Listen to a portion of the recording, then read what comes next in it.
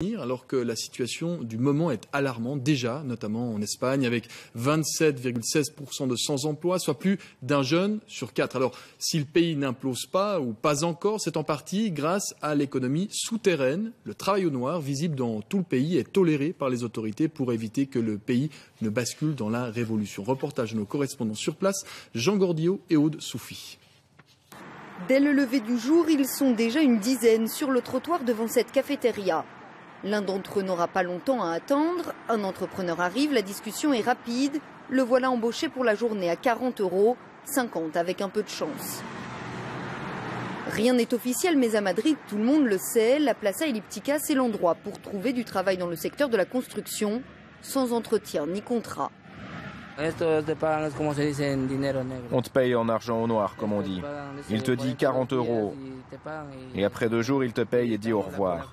On vit tous avec la crise. Il faut bien payer son loyer et sa nourriture. Donc il faut bosser. Ce matin encore, Marco espère décrocher un petit boulot. Ce peintre en bâtiment accepte tout type de poste sur les chantiers.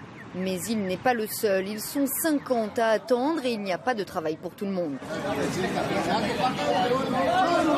Il me faut des manutentionnaires. 2 chanceux embarquent à bord de la camionnette. Pour Marco et les autres, il faudra encore être patient. Il arrive et il dit « j'ai besoin d'un maçon ou d'un plombier ». Donc tu dis « je suis plombier » et tu montes dans la camionnette. Ou alors le type choisit et il dit directement « c'est toi qui montes ». La Plaza Ellíptica n'est pas le seul endroit où le travail au noir est visible à Madrid. Sur les abribus, aux arrêts de métro, sur les lampadaires, ces annonces s'affichent partout.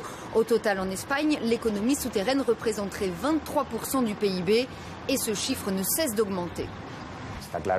Avec la crise, les entreprises préfèrent d'abord économiser sur les impôts et les charges sociales avant de cesser de payer les banques à qui elles doivent de l'argent, les salaires des employés ou les factures des fournisseurs. Et c'est sans se cacher que ces petites entreprises démarchent leurs clients devant les grandes enseignes d'ameublement. Pour le transport et le montage. La pratique a beau être illégale, le chargement se fait à la porte des grands magasins, au vu et au su de tous, sans qu'aucun contrôle ne soit effectué.